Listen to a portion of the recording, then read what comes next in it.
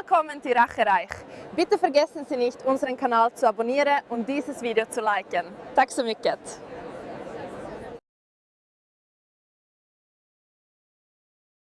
Ich bin Livia Meyer. Ich bin 29 und bin am Zürichsee aufgewachsen. Mein Leben hat sich schon früh nur um Zahlen, Diskretion und das Wert darauf, wo andere Leute dreht. Meine Familie hat ein kleines Family Office in Zug. Wir verwalten das Vermögen von alten Industriellen. Alles ganz seriös. Ganz unspektakulär nach aussen. Aber innen drin stand Doktordruck nicht nur von den Märkten. Scheins bin ich schon immer der gsi, wo alles richtig macht. Gute Noten.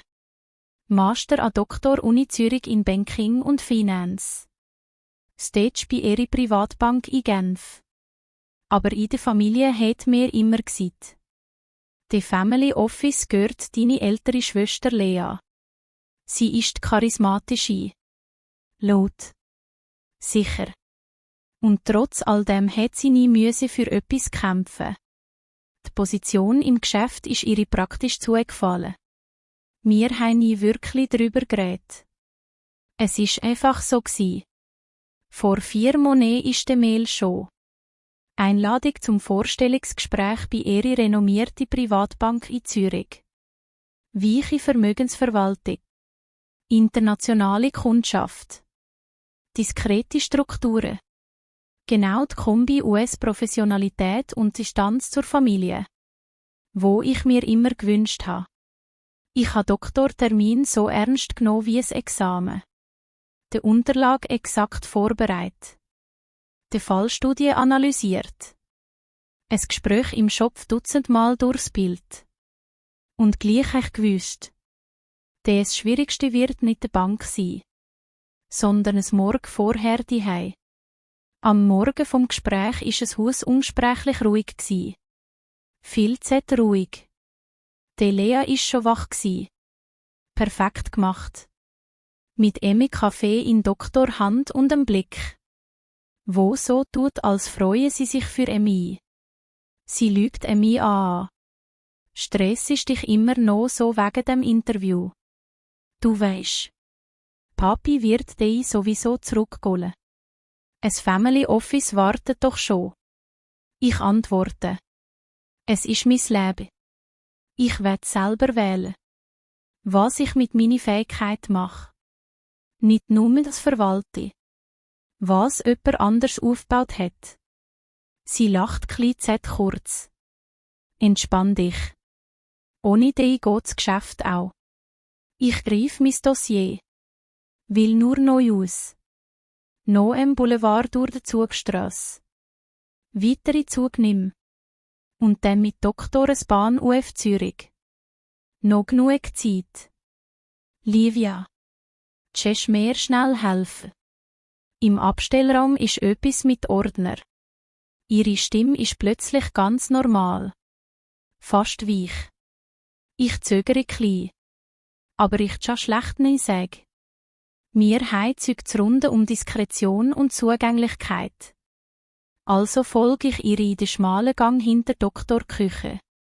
Sie macht die Tür vom Abstellraum auf. Dunkle Regale. Reinigungsmittel. Ein paar Schachteln mit alten Unterlagen. Die Scheste Schachtel obi AB nehmen. Ich bin klein fürs Regal. Ich stell mein Dossier auf Doktor Boden. Stell mich auf die Pfust. Greif noch die Schachtel. In dem Moment schnappt hinter mir die Tür zu. Ich lose das schnelle Klicken vom Schlüssel. Lea. Mach auf. Das ist nicht lustig. Ihre Stimme schand durch die Tür. Verblaset. Wer nimmt so ein Gespräch dermaßen ernst? Du bist gut. Wenn nicht die Bank. Dann an deri. Atmest mal. Ich los dich in ihre Stunde aus. Ich spür, wie es mir heiß wird. Ich ha keine Stunde. Ich muss jetzt gehen. Mach die Tür auf. Ein kleines Schnaubi. Dann an deri Stimme im Gang. Mis Mütter. Livia. Du weisst. Wir haben die Firma UFD ausgerichtet. Die Lea hat die Position schon. Du würdest dich kaputt schaffen in dieser Bank. Und ehrlich. Wenn es so knapp ist, hast du das Gespräch vielleicht sowieso nicht haben. Ich lehne mich Stirn gegen die kalte Holztür. Im dunklen Räumli. Ohne Fenster. Nur mein flaches Atmen und Doktortakt von meinem Herz. UF meine Uhr sehe ich. Wie die Minute verstehe. 15. 27. 41. Nach ihrer Zeit höre ich keine Stimme mehr draussen. Nur noch ein leises Summen vom Kühlschrank in Doktorküche. Irgendwann wird das Handy im Sack still. Die Bank hat angerufen. Ich weiss es. Ohne das Display ZG. Ich sage nichts mehr. Irgendwann verstummt das Klopfen automatisch. Nur mein Schopf ist laut. Sehr laut. Die Tür ist immer noch zu. Aber etwas anderes ist in dem Morgen endgültig zugegangen. Etwas, wo viel länger wird schauten als die paar Stunden im Abstellraum. Die Tür ist schliesslich aufgegangen. Aber nicht, weil jemand sagen wollte, dass er etwas falsch gemacht hat. Sondern weil der Lea gefunden hat. Jetzt schön wir nicht mehr länger warten. Sonst wird's mir peinlich. Es Licht blendet mich. Ich heb mein Dossier auf. Mein Handy vibriert grad in dem Moment. E-Mail von Doktor Privatbank. Höflich. Dankt für mein Interesse. Bedauert, dass ich nicht erschienen bin. Sie wünschen mir viel Erfolg auf meinem weiteren beruflichen Weg. Mein Mütter sieht das Display. Das ist schade. Aber schau. Es ist einfach ein Zeichen. Du gehst hier. Zum Family Office. Wir haben dich doch nicht umsonst so ausgebildet. Ich kann nichts sagen. Zwischen Hals und Brust steckt etwas fest. Ich ziehe mich zurück auf mein Zimmer. Schaue aus zum See. Und habe so klare Wut in mir, dass sie fast ruhig wirkt. Den Tag drauf läuft alles überraschend normal. Am Mittagstisch redet niemand von dem Morgen. Die Lea bringt lockere Bemerkung. Es ist ja nur ein Missverständnis gsi. Mein Mütter nickt. Doktor Vater ist wie immer im Büro in Zug. Wir sind Familie, wo Konflikt unter Diskretion ableitet. Am nächsten Morgen bin ich an Doktor Uni Zürich. Nicht als Studentin. Nur zum Abholen von paar Unterlagen für mein Dossier. Ich will nicht aufgeben. Egal was daheim gemeint wird. Im Gang treffe ich UF Dr. Professor Haller. Ehemalige Dozent in Family Business Governance. Er lügt mich scherzprüfend an. Meier. Sie sehen mit US. Alles in Ordnung. Irgendetwas in mir bricht US. Ich erläutere die Scherz. Sachlich. Ohne Tränen. Ohne die Familie schlecht Z machen. Nur die Tatsachen. Z verschlafene Vorstellungsgespräch. Die Art. Wie man es abtun will. Er loset lang. Ohne mich zu unterbrechen. Sie wissen. Ich habe gerade einen Kollegen in Basel.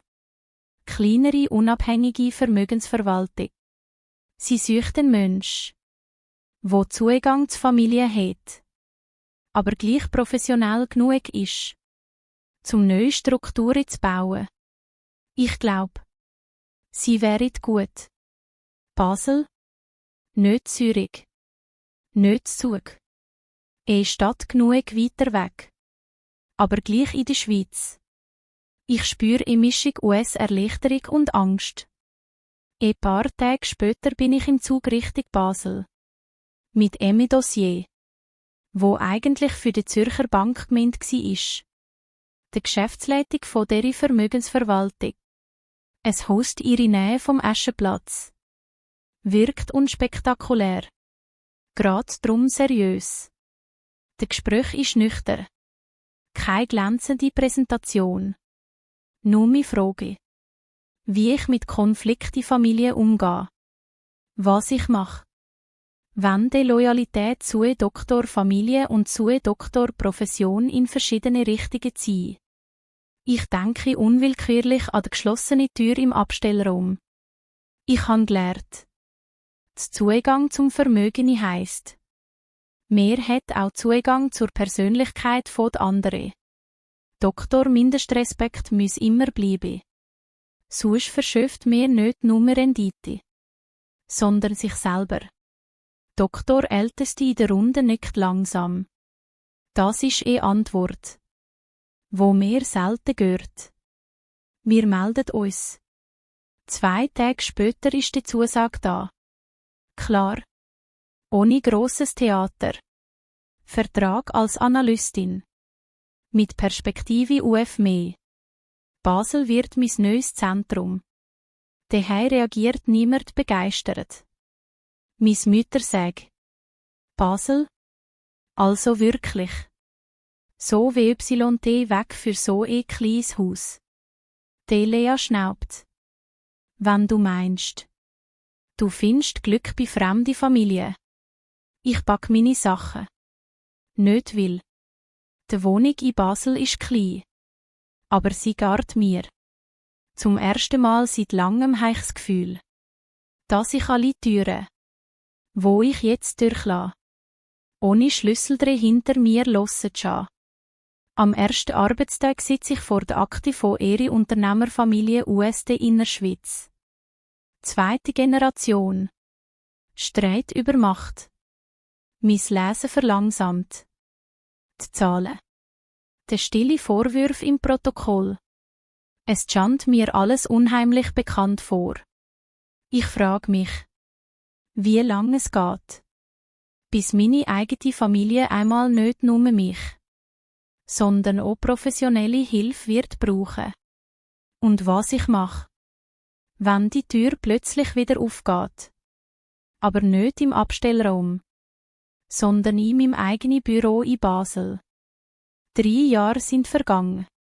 Basel ist mein Fundament geworden. Aber mein Berufsleben hat mich wieder gestossen. Headhunter hat angeläutet. Diskrete Mail. Genf. Vermögensverwaltung von ihrer grossen Privatbank. Mehr Verantwortung. Mandat mit internationalen Familien. Neustadt am See. Ich habe lang überlegt. Dann so. Weil ich gemerkt habe, dass ich langsam nicht mehr nur mich wegrenne, sondern etwas Eigenes aufbauen will. In Genf läuft's anders als in Basel. Weniger direkt. Mehr Schicht. Der Sitz im Glasbau grad am Quai. Die Kundschaft mit Diplomatennummer. Aber Doktor Kern bleibt Doktor gleiche. Familie. Macht. Angst vor Kontrollverlust. Ich habe mich hocharbeitet. Vom Senior-Analyst zur Mandatsleiterin. Ich bin die geworden, wo sie ruft. Wenn Brüder sich vor dem Verkauf von Doktorfirma nicht mehr anlügen. Oder wenn die 3. Generation parat gemacht wird. Ohne dass es wie Enteignung wirkt. Irgendwann hat Dr. HR-Chef mich gefragt, ob ich im internen Komitee für Nachfolgelösungen mitmache. Ich habe nur klein gelächelt. Wenn er wüsste, wie nah mir das Thema eigentlich ist. Zu Hause in Zug ist es Leben weitergegangen. Zumindest auf die Fotos, wo sporadisch im Familienchat auftaucht sind. Lea im Sitzungssaal vom Family Office. Doktor Vater klein mehr gran. Meine Mütter wie immer perfekt zusammengenommen. Wir haben nicht viel geredet. Ich bin 2 bis 3 Mal im Jahr schon. Immer Z-Shirts. Immer grad genug. Es mir keine heikle Frage gestellt. Der erste Riss hat sich über eine Kundschaft gesiegt. Ein älterer Industriebesitzer USM Aargau, wo bei mir in Genf einen Teil vom Privatvermögen angelegt hat. Irgendwann sagt er im Nebensatz: dass er sich Sorge macht das Family Office von der Meersenzug. Der Rendite seit ein paar Jahren schwächer. Die Berichterstattung unklarer. Er wisse. Die Lea gab alles. Aber etwas stimme nicht mehr. Ich habe nichts gesagt. Nur noch mehr zuhören. Später am Abend habe ich im Netz den veröffentlichten Jahresabschluss gesucht. Vorsichtig. Nicht über den Bankserver. Die Zahlen sind nicht dramatisch. Aber Dr. Trend ist eindeutig. Z viel Risiko in illiquide Sachwerte. Z wenig Transparenz. Paar Monate später stand die Mail vom Vater. Nicht an der Arbeitsadresse, sondern an meine alte private. Kurz. Wir möchten dich gehen. Nur wir 3. Mütter. Lea. Ich. Zug. Sonntagabend. Ich sitze lang vor dem Text. Mein Herz ist nicht mehr wütend. Erwachsam. Am Sonntag stinkt's im Korridor von der elterlichen Wohnung immer noch nach Holz und Espresso. Alles gleich. Und doch nicht gleich. Doktor Vater wirkt schleiner. Die Lea professioneller. Mein Mütter steuert das Gespräch wie ein Agendapunkt. Nach dem Dessert legt Doktor Vater in dünne Mappe auf Doktortisch. Keine grosse Gäste. Die Livia. Du weisst. Die Märkte sind härter geworden. Ein paar von unseren Kunden schauen sich anderort um. Wir meinen. Es wäre Zeit, dass du diese Rolle in Doktorfamilie wirklich ernst nimmst. Ich schlage die Mappe auf. Kurzfassung von den letzten Jahren. Flüssiges Mittel. Beteiligungen. Ein paar Notizen über Spezialprojekte. Auf im ersten Blick nichts Kriminelles. Aber ein Muster von verschobenen Grenzen. Wir südeln Termin. Wo nicht mehr wirklich in die Strategie passen. Lea verschränkt den Arm. Mit deinen Kontakten in Genf. Mit deinem Renommee. Du könntest uns helfen. Die Strukturen professioneller machen. Ohne dass wir unsere Diskretion verlieren. Mein Mütter fügt sachte dazu. Es wäre doch schön, wenn's vermöge, wo wir für euch aufgebaut haben, wieder in die Familie schön heimkommen. Ich gehe sie an. Und weiss, das ist keine reine Einladung. Das ist ein Rettenversuch. Doktor Vater Süd. Überleg's dir. Wir haben dir einen offiziellen Vorschlag vorbereitet. Er schiebt mir ein Cover zu. Im Gebigzimmer riecht's plötzlich nach alten Papier und Druckertoner. Später sitze ich im Zug zurück auf Genf. Die Mappe im Rucksack. Der Cover ungeöffnet. Die See draussen ist nur mehr eine schwarze Fläche. Im Spiegel von Doktor schiebe ich meinen Blick. Klar, aber nicht ruhig. In Doktor Nacht mache ich das Cover auf. Titel: Angebot Leitung Investment und Nachfolgeplanung mehr Family Office. Darunter: ein fixes Salär. Ein Anteil am Gewinn. Ein klares Ja dazu. Die Vergangenheit ungesagt lassen. Auf dem letzten Blatt lügt mich der fett gedruckte Zähle an. Vertrauliche Behandlung von all bisherigen Entscheiden wird vorausgesetzt. Ich weiss. Das nächste Gespräch mit Ihnen wird nicht mehr ums Geld gehen, sondern darum, was ich bereit bin, mitzutragen. Doktor, nächsten Sonntag sitze ich wieder am Tisch im Zug. Die Mappe liegt zwischen uns. Doktor Duft von Kaffee und Süpfen hängt in Doktor Luft. Aber keins von beidem nimmt mir den schärfen US am Blick. Doktor Vater räuspert sich. Wir wollen für alle eine gute Lösung. Die Livia hat's Angebot. Wir haben Zeitdruck. Die Märkte warten nicht. Ein fremder Mann sitzt auch neben ihm. Der Anwalt. Der Name von Doktorkanzlei ist mir bekannt. Sie sind Spezialist für diskrete Umstrukturierungen. Vor allem, wenn etwas schieflauf ist. Ich schaue nacheinander in die Gesicht von denen, wo mich seit meinem ersten Tag kennen. Bevor wir über die Zukunft reden, müssen wir über Vergangenheit schwätzen. Sonst unterschreibe ich nichts. Lea verrollt die Augen. Schön wir nicht einfach professionell bleiben. Du hast ein super Angebot. Mir braucht dich. Das ist doch kein Therapieraum da. Ich ziehe ein kleines Notizblatt aus meinem Dossier. Drauf stehen nicht mehr als 4 Stichworte. Abstellraum.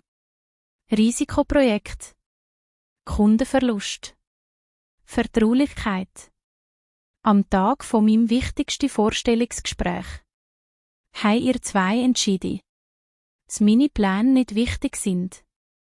Ihr habt mich in einen Abstellraum gestellt. Und aus der Situation habe ich gelernt, wie wenig mein eigenes Leben ihre rechnen über die Schund. Es wird richtig still. Nur Doktor Kühlschrank brummt leise im Hintergrund. Mis Mütter holt Luft. Livia. Das ist doch jetzt übertrieben. Es ist dumme Scherz gsi. Wir haben uns entschuldigt. Nein. Ihr habt's abtun. Wie etwas, wo mir vergisst. Wenn's Vermögen gross genug ist. Nicht einmal de Lea hat je richtig gesagt, dass es falsch gsi ist. Ich schaue meine Schwester an. Die Fassade ist kurz. Sie drückt die Lippen zusammen. Gut. Ja. Ich habe die in die Kammer eingeschlossen. Weil ich nicht schöne Vertrag. Dass du etwas betschunst. Wo ich nie bekommen. Sie redet plötzlich schnell. Aber du hast immer alles besser gemacht. Und Papi? Mütter?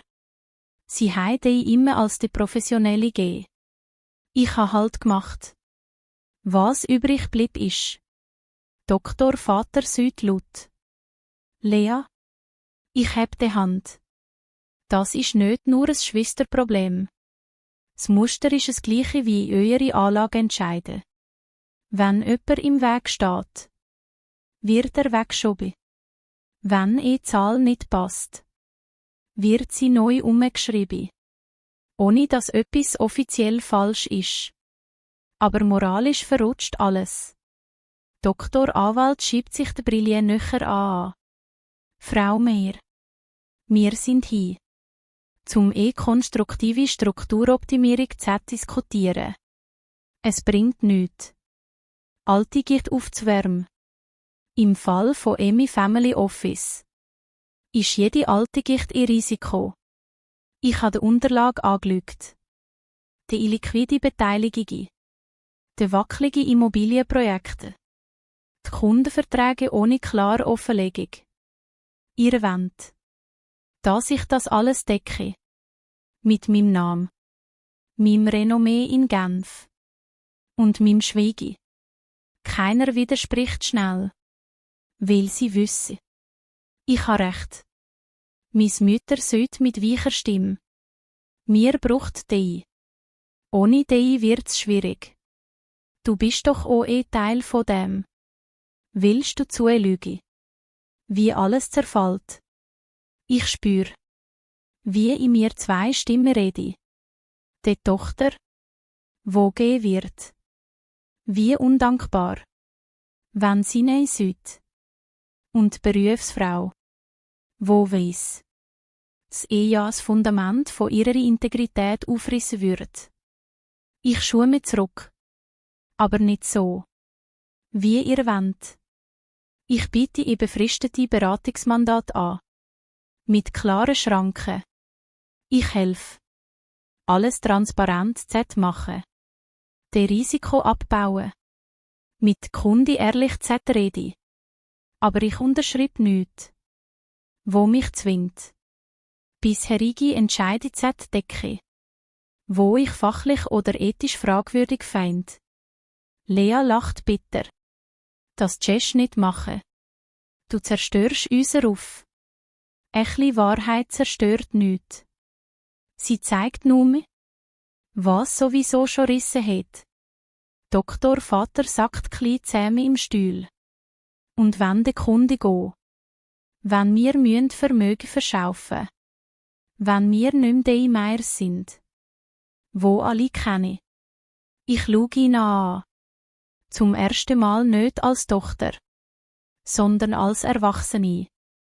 Das sind wir Familie, wo willigt weniger verwaltet, aber mehr ehrlich lebt. Die Diskussion zieht sich. Zahl, Szenerie, Frist. Am Schluss nehme ich ein Beratungsmandat an. Ohne Erfolgsversprechen. Mit dem Recht. Jederzeit auszusteigen. Wenn Grundsätze verletzt werden. In der nächsten Monat verlieren wir tatsächlich Kundschaft. Ein paar alte Vermögende wechseln zur Bank, wo ich in Genf vertrete. Ich beteilige mich nicht aktiv daran, aber ich halte es US. Wenn Sie mich fragen, was ich empfehle.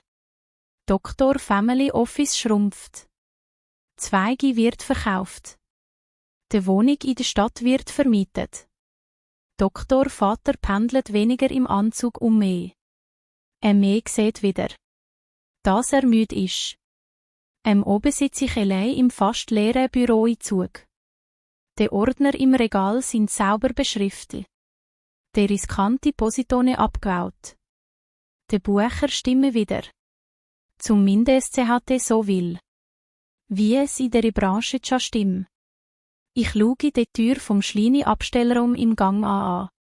Die ist schon lang ersetzt worden. Nimm die gleiche. Und gleich. In meinem Shop werden die Geräusche vom schlüssenden Schlüssel immer bleiben. Aber ich weiss. Ich habe etwas aufgemacht. Wo mehr ist als ein Büro. Es ist die eigene Tür zu meinem Leben ohne ständige Rechtfertigung. Ich habe mich entschieden. Nicht für die grösste Rendite, sondern fürs Gefühl. Am Morgen ein Spiegel schaue Z schöne. Ohne mich selber wie ein Posten im Risk-Report Z behandeln. Weniger Erbteil. Mehr Atem. Wenn ich später im Zug zurück auf Genf hocke, schaue ich in die dunkle Scheibe und sage halblaut: Ich bin Livia Meyer. Und ich bin nicht mehr eingeschlossen. Was hättet ihr an Livias Stelle gemacht? Würdet ihr für die Familie alles decken? Oder wie sie die eigene Integrität vorziehen? Schreibt mir eure Meinung in den Kommentaren.